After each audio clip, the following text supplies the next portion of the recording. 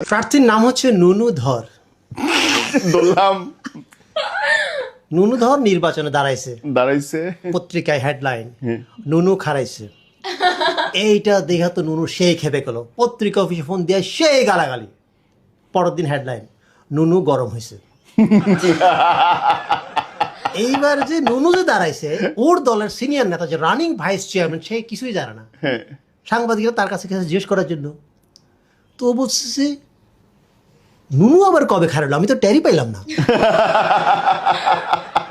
একই এলাকায় একই পদে একই দলের একজন মহিলা ভাইস চেয়ারম্যান দাঁড়াইছে, এর আবার নুনুরে দেখতেই পারে না। মহিলারা বিক্ষোভ মিছিল আই সেই করে মহিলারা আবার সাংবাদিকদের কাছে ওর বিরুদ্ধে অনেক কথা বলছে। পরের দিন হেডলাইন মহিলাদের সন্তুষ্ট করতে পারেনি নুনু।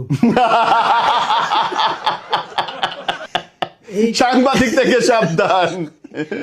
এইটা দেখে তো মহিলা কাছে খেপা খেপা। সাংবাদিকদের দেখেন এটা কি করলেন, দলের মধ্যে গ্রুপিং লাগাই দিলেন, তার সাথে তো আমার ব্যক্তিগত কোনো রেশারেশি নাই। না, হেডলাইন চেঞ্জ করেন। কি পরের দিন হেডলাইন নুনুতে সন্তুষ্ট মহিলা, মহিলা চেয়ারম্যান প্রার্থী নুনুতে সন্তুষ্ট।